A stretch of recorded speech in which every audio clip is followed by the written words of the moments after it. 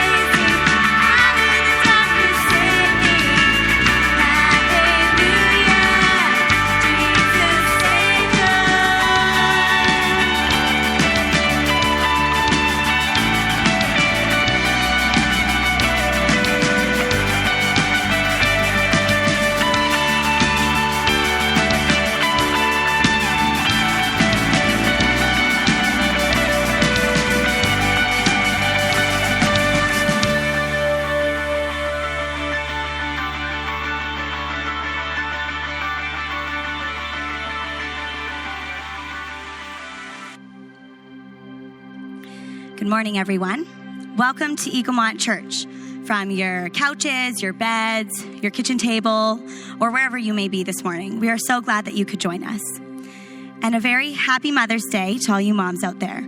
We hope you have a wonderful day. I just wanted to take a moment to encourage you all today.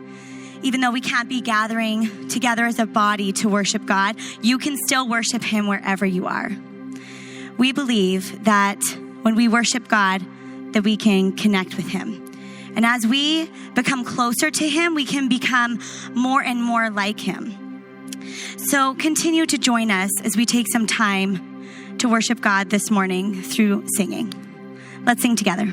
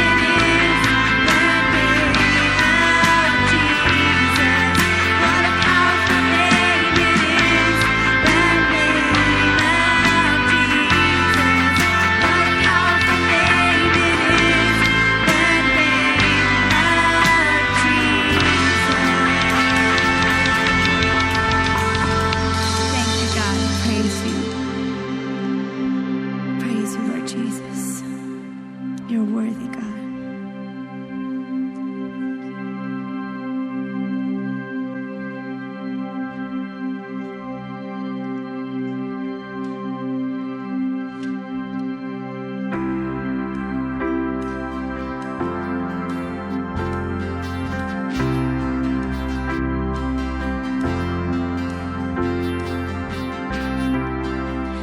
Are you hurting and broken within?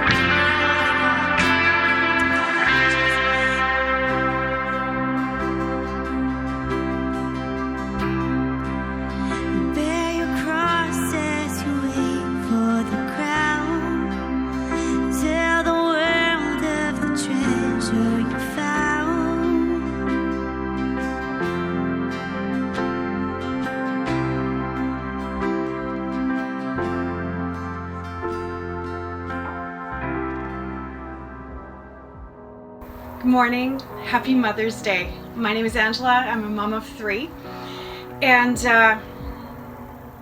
we're in interesting times right now.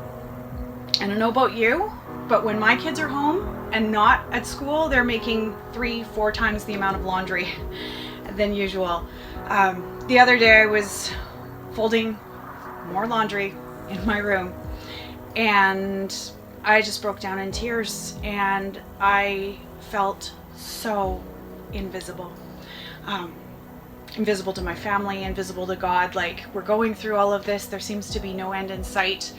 And as I'm sitting there feeling kind of in a little pity party, I just prayed and said, God, show me the truth. Like, am I overreacting here? Just show me your truth. And his word came to my heart, and he says, I am the God who sees you. So I went and looked it up, and it's in Genesis 16. And Hagar, it was the first time she was in the desert. And God came, and he saw her, and he took care of her, and he made a way for her. Because moms in crisis are really near to God's heart. He loves you. He sees you. He sees you folding laundry, trying to help with school. I haven't been in grade 5 for many years, and I'm relearning all of the math again. He sees you. He loves you. He sees you if you are facing infertility and wanting to be a mom. He sees you if you're a mom of grown kids who you want to see your kids and you can't. And he sees you if you've recently lost your mom, or if it was a long time ago. He loves you. And that truth just sunk into my heart this week. God, I thank you that you are a God who sees us. You see us in crisis, and you love us, and you're going to see us through. I just pray a blessing on every single one of these moms that are watching this morning, that your peace comes over them, that you renew their strength, and that you can see us through. And I thank you so much that you can. Happy Mother's Day, guys.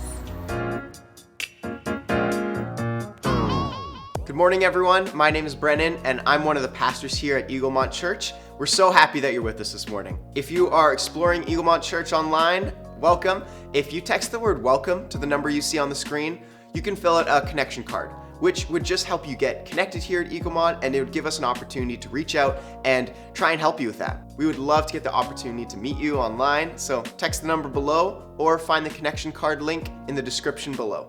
Eaglemont family, thank you for your continual giving, and we're just so thankful and excited that people are still choosing to worship God through giving in this time. If you're able to give, you can do that online or by sending an e-transfer, and you can find out how to do that at eaglemont.info. You can also drop off your offering in the church office Monday through Thursday between 8:30 a.m. and 12:30 p.m. The second Sunday of every month, we focus on missions giving, where we show our support to the 10 global workers and ministries that our church supports every month.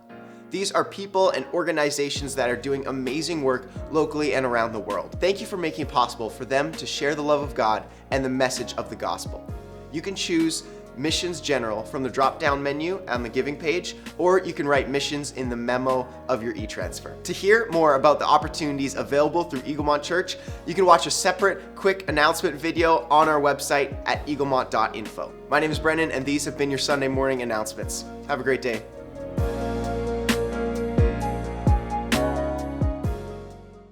We don't need God. Is that true? Good morning, everybody. My name's Joel, and I'm the Connections Pastor here at Eaglemont Church. And my name's Jaeden, and I'm the Next Gen Pastor here.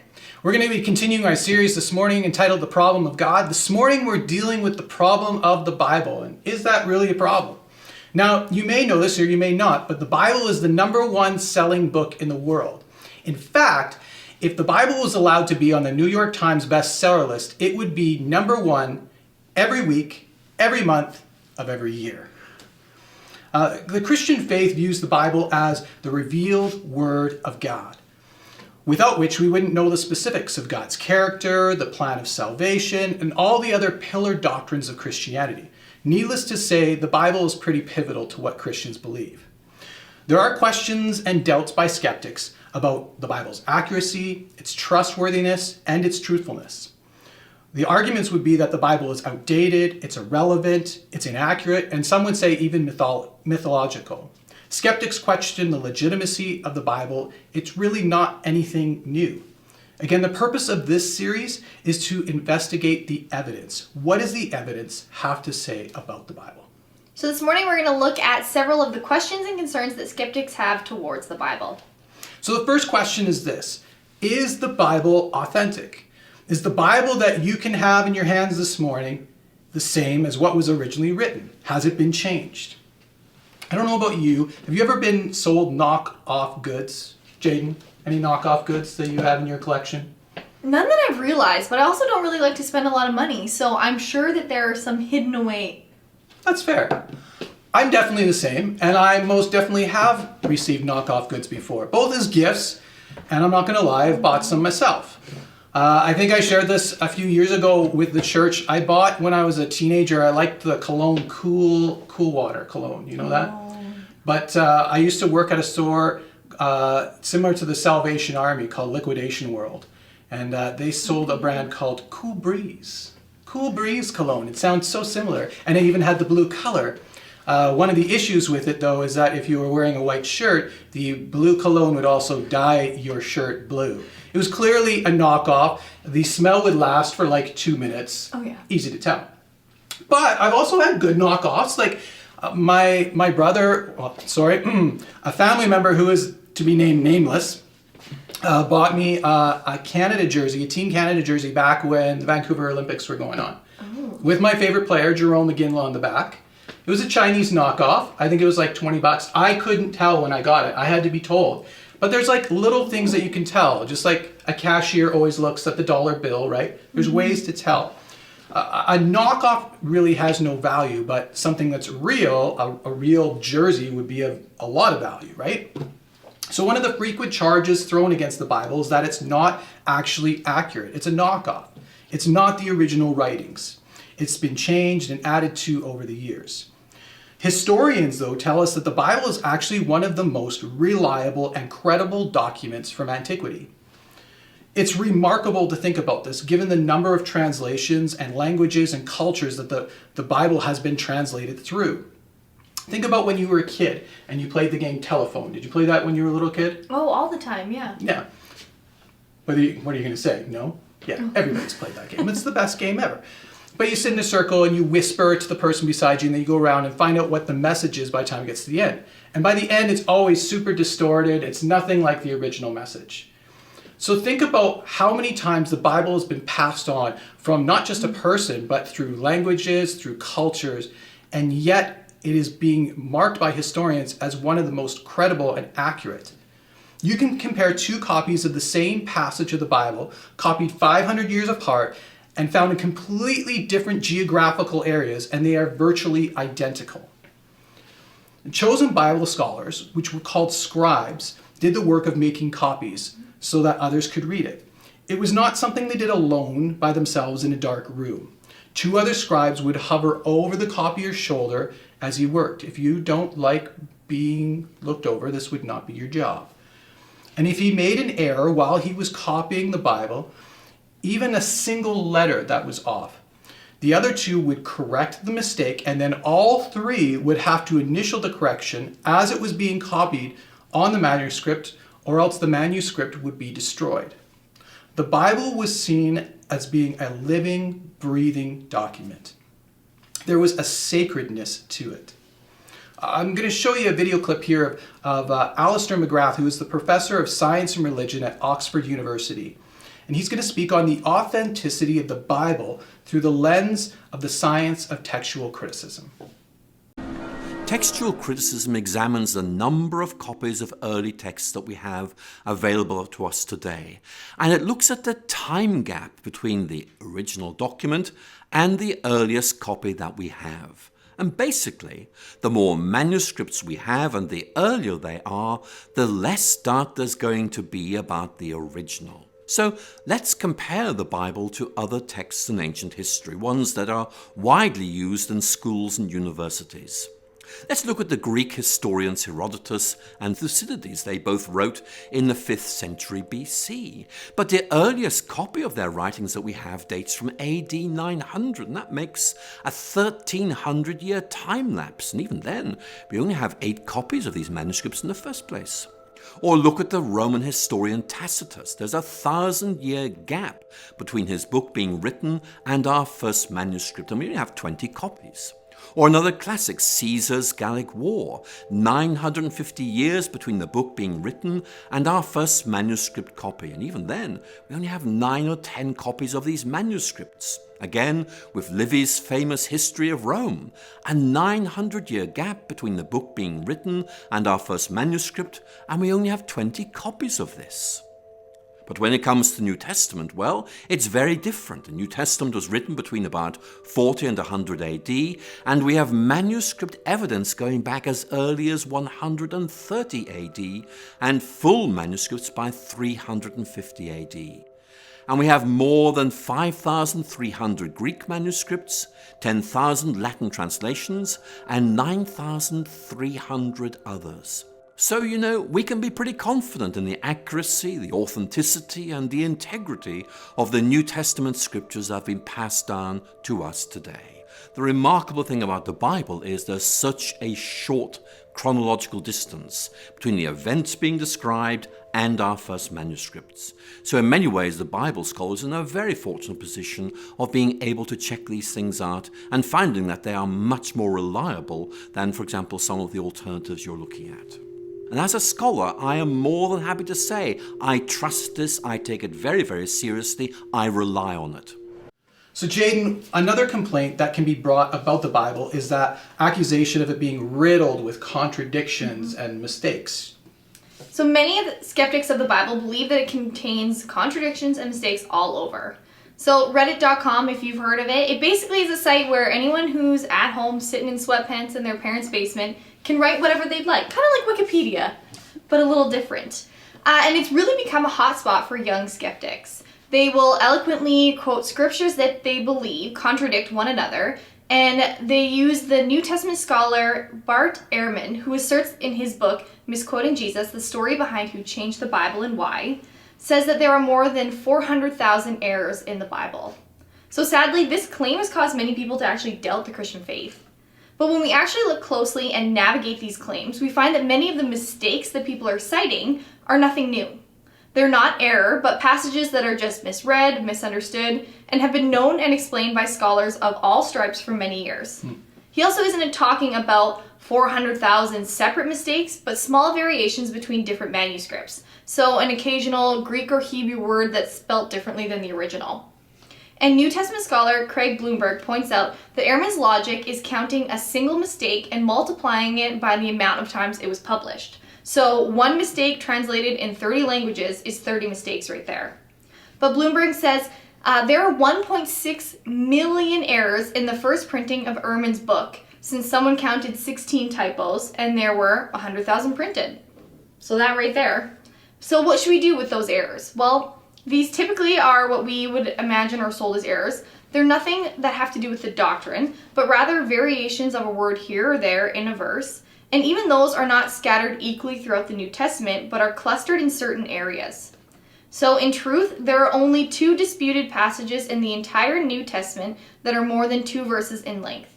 Those are Mark 16, 9-20, and John 7, 53, and then 8 to 11. So we're not trying to hide them. And if you have an English version of the Bible, it will actually inform you of the dispute of these passages in the footnotes. So what about contradictions in the portrayal of Jesus' stories in the Gospels?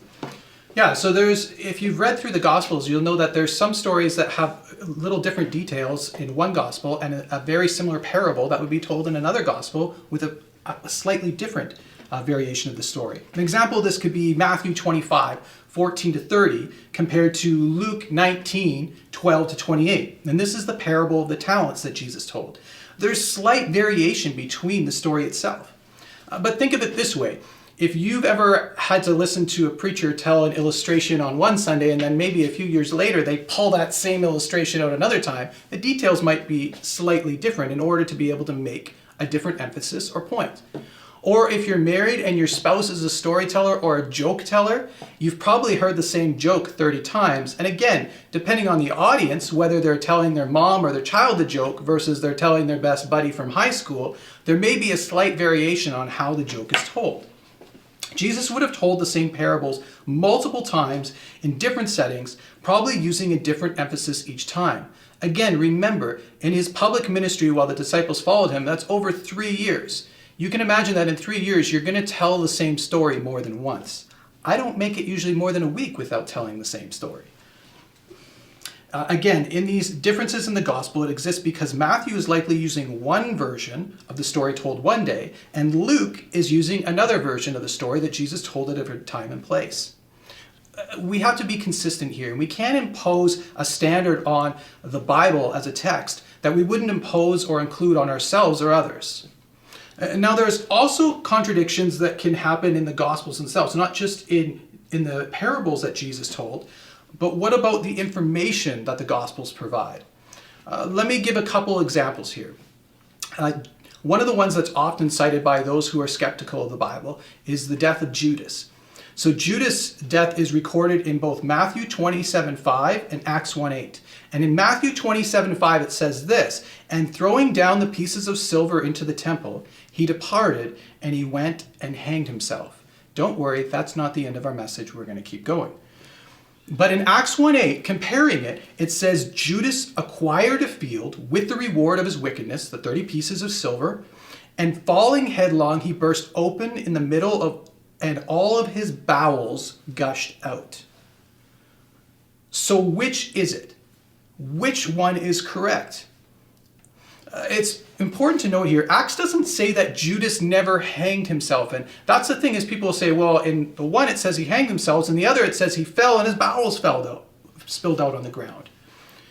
Acts doesn't say anything about him hanging himself. It just says, if it said something contradictory like Judas was stabbed or Judas was run over by rabid cows, that was completely contradictory, that would be a different story. But these accounts are actually complementary accounts. The story in Acts is simply filling in later details. Judas did hang himself, but someone eventually cut him down, or the rope broke, and he fell on the ground below and his bowels spilled out. I'll take another familiar kind of one that people will point out and say, what a huge contradiction. The Bible is obviously incorrect.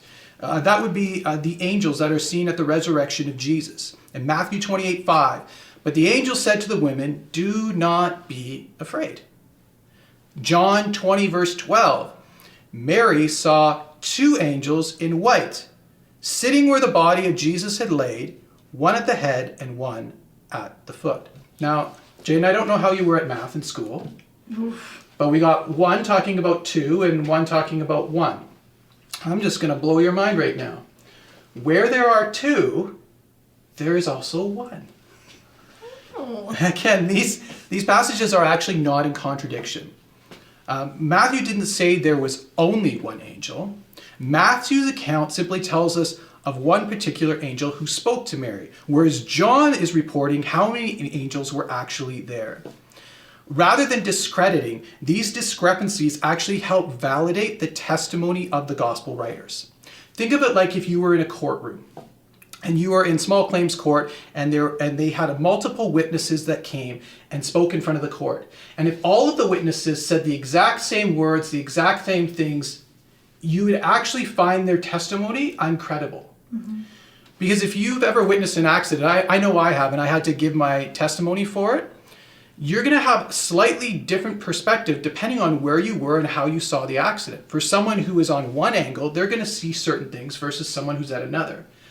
It's one of the great things about the Gospels is that they actually complement each other because we're getting the perspectives of different people who were present at these stories and at these miracles. Another indicator of the authenticity of the Bible is what's called counterproductive content. Jaeden, can you maybe speak for a minute on that? Absolutely. I mean, if the Bible was trying to make Christianity seem really soft and pretty, there would be a whole lot less Bible. So as Timothy Keller says, Jesus at the end of his life, before crucifixion, praying in a garden, sweating blood because of anxiety and fear, asking God the Father if the suffering could be taken away from him.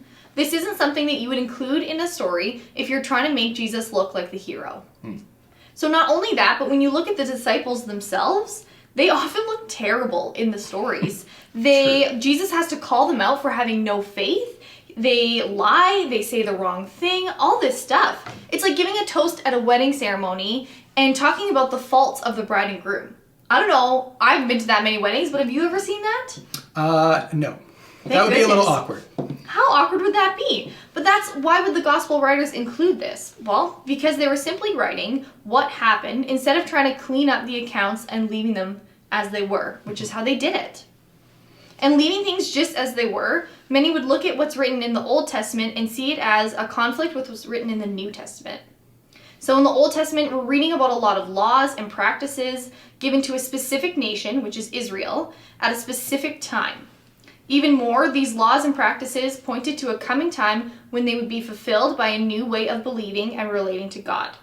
So strict adherence to the specific laws in the Old Testament were only intended for specific people at a specific time.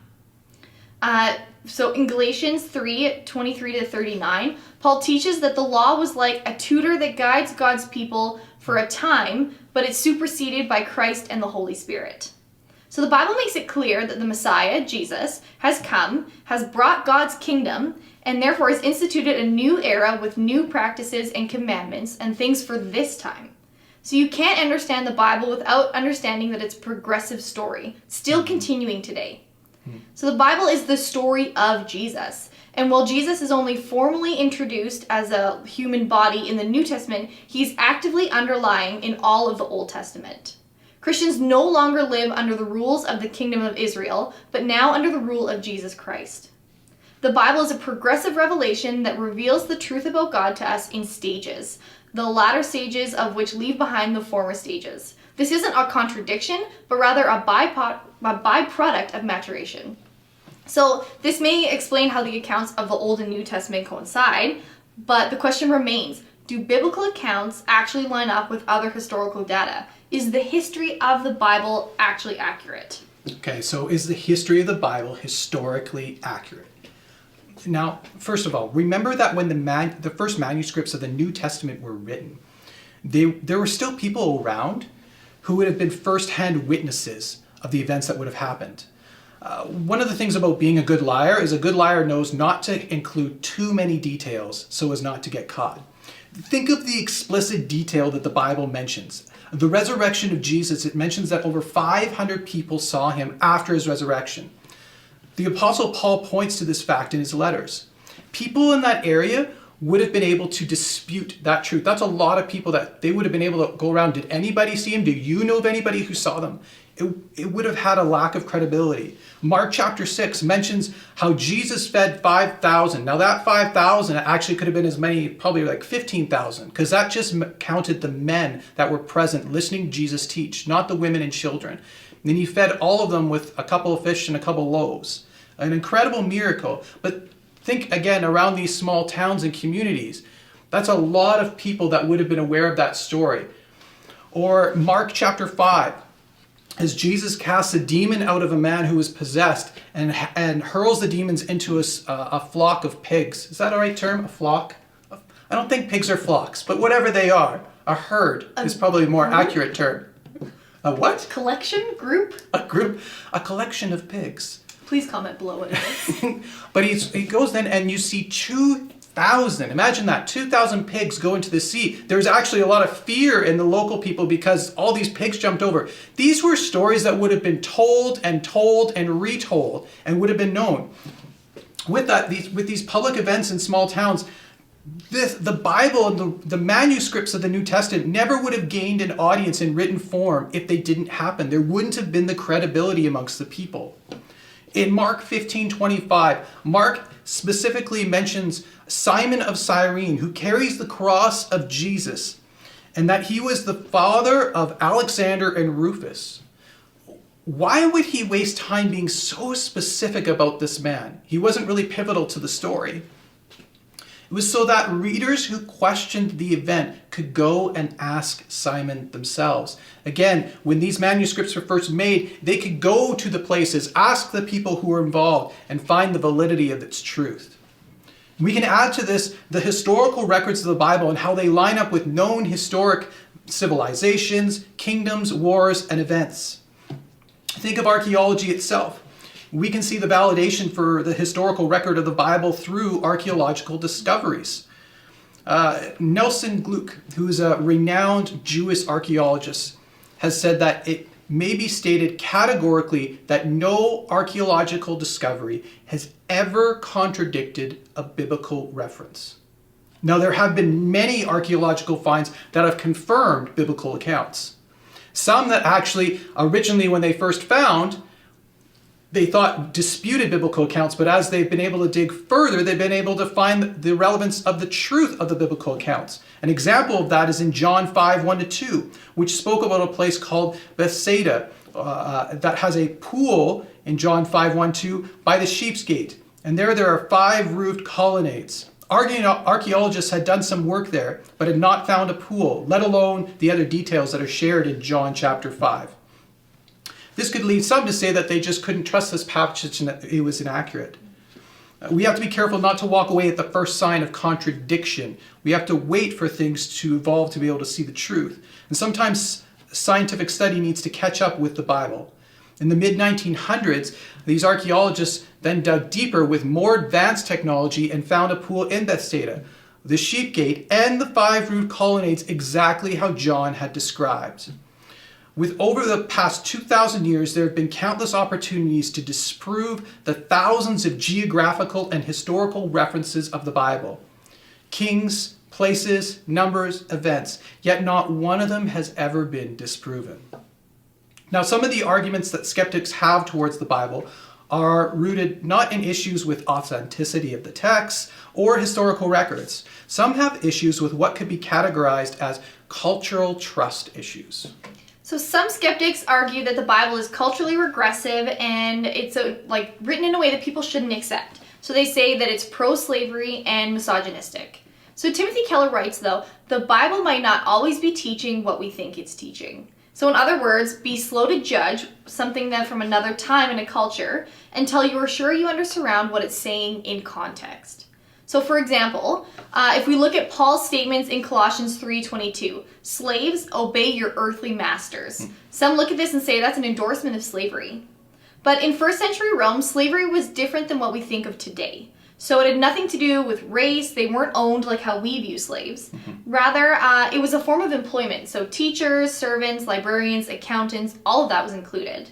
And 85 to 90% of Rome and Italy were slaves of slave origin. So because slavery was a form of employment, one could work their way out of it in about 10 to 15 years.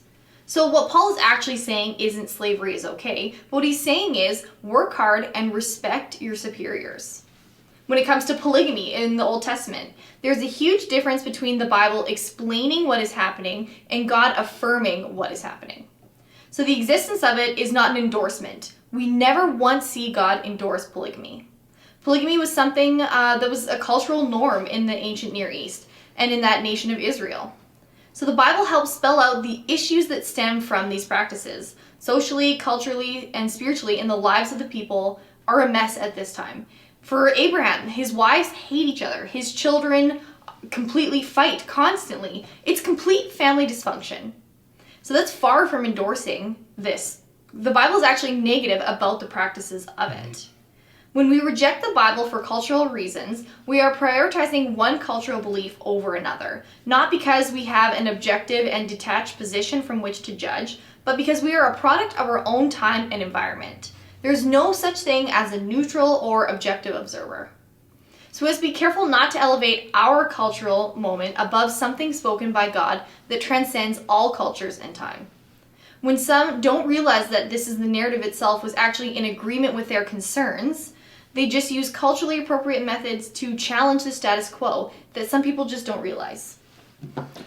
See, it's really easy to project our own personal morals, our values, our preferences onto others. We do it without thinking. But the truth is that our human tendency is to always view things through the lens of ourselves. Some may reject the Bible because it demands something of them personally that they don't want to do.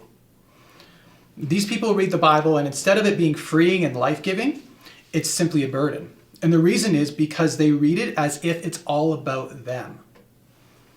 What the Bible tells you, if you read it right, is this: all of us have failed. Everyone. Me, you, and everyone that you know. And that's why we need someone to succeed for us, a Savior. And Jesus is that someone. See, the Bible is history, capital H-I-S. It's his story, the story of Jesus. Through the Old Testament, we see the leading up to Jesus, his family lineage, the history of why God needed to send Jesus, the long list to show that we are incapable of doing things on our own and making things right. As it's been said, Jesus is the better Adam. Where Adam failed the test in the garden, Jesus passed the test. Jesus is the better Abraham, fully and wholeheartedly answering the call of God. Jesus is the better David, bringing total victory to his people. The Bible isn't about you, and the Bible isn't about me. The Bible is about Jesus. Galatians 3:10 says this: "Cursed be everyone who does not abide by all the things I've written in the book of the law and do them." So essentially what this verse is saying is we fail. We've all failed to follow the law perfectly. And even if we've just made one mistake, just one small, tiny mistake, we are cursed. That's not good. But here's the good news. Just a couple verses later in Galatians 3, verse 13, it says this: "Christ has redeemed us from the curse of the law by becoming a curse for us. For it is written, cursed is everyone who hanged on a tree." Jesus chose to go on a tree, a cross that was made of wood, to pay the penalty of death that was required by me and by you. The rules in the Bible are not there to crush you or curse you, because Jesus took that in your place. That's the good news. That's why it's called the gospel good news. It's the story of the Bible. Philosopher Alistair MacIntyre said this: "The only way I can ever answer the question, what am I supposed to do, is if I can answer the prior question, what story am I part of?" That's what the Bible is offering today for you. It's offering a better story, a story to make sense of the crazy life that all of us face. It has 4 basic plots in the Bible. First, we see creation, that God made all that was, and it was good for our pleasure, for his glory. But then we see the second plot, which is the fall, where we chose as mankind to sin, and with that it brought death, destruction into the world. Then we see that destruction play out, and it leads up to a point of redemption, which is in the life of Jesus, of God choosing to send his own Son, who is Spirit, and send him in human form, so that he could pay the penalty for our sin. And now the renewal, the stage that we would be at, the renewal of new life and the restoration of relationship with God. The Bible helps give us answers for all the things that we long for and that we face in life. The existence of sin, the need for redemption, the hope of transformation, that we are not alone or abandoned, but we are wanted and we are called. That in the end there will be justice brought to all the injustice that we see. Maybe over these last few weeks you might be asking yourself, how do I respond to something like COVID? How do I respond to everything that's going around? The restrictions that now I face, the fear that seems to be everywhere that people are feeling. I felt I was in control of a lot more than I feel like I am now. The world seemed to be a lot more in control than what it is now. I want to encourage you to find your story in his story. That's what God's inviting you to. The Bible is not a rule book that's used to bash you over the head. It's a loving story of God's pursuit of you and me, that we could have right relationship and live with him. want to invite you just to pray with me this morning. And maybe you've never had that opportunity to really embrace that story that you're invited to be a part of. With that, you don't really know how to deal with the stuff that's in front of you. Maybe you really have just always looked through life through that lens of self. But this morning, there's something going on inside of you where you realize there's more than that. God's inviting you to be a part of his story. Let's pray together. And if that's you, you can just pray this for yourself. God, thank you for the Bible, which tells me about how you came to save me and the rest of the world. I recognize that I haven't done everything right, and I can't fix things on my own. I've come to the point where I realize I need more than myself. Would you forgive me for what I've done wrong? Would you come live in me, lead my life, and help me live in the way that you would want me to? Can you help me live out the story I was born to live? And fill me with your love. I pray. In Jesus' name, amen. Just before we conclude this morning, I want to invite you. This morning we've only been able to tackle a few of the issues, and obviously there's a lot more idiosyncrasies with the Bible. Man, that's a tough word, like a flock of pigs. But if you're wanting to learn more about the Bible, I want to invite you personally to join our Christian Foundations course. It's going to be starting this week on Tuesday evening, starting at 7 p.m.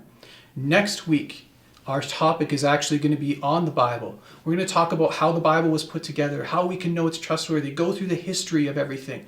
And you'll have an opportunity to interact, ask your questions, and I'll be teaching that course and would love to have the opportunity to exchange information with you. If you'd like to do that, you'll find some information on our website to be able to sign up for that course, or you can refer to the announcements that were put out.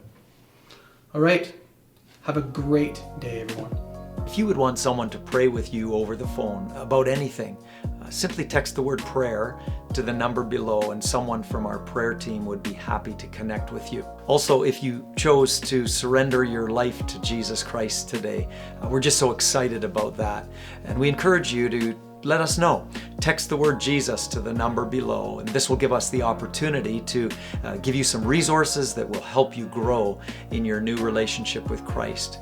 Thank you for trusting us with that communication. Also, be sure to check out our 5-week Christian Foundations course that will help you get a better understanding of the Christian faith and also to help you grow in your personal relationship with God, as well as meet some other people. It begins this Tuesday night, May 12th at 7 p.m. and you can register by going to Eaglemont.info. We look forward to when we can gather in person again. Online is great for this season, but it's obviously not the same as the privilege of true biblical community and actually being together in person. But we hope you'll join us. Until then, be with us next week online.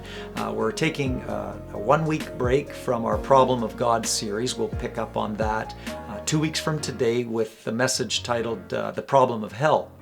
But next Sunday, May 17th, we get to hear from our Children and Family Ministries pastor and Maureen Small as they team teach on the topic Crucial Conversations. Have a great week, and to all you mums, happy Mother's Day. You are loved and appreciated. Take care.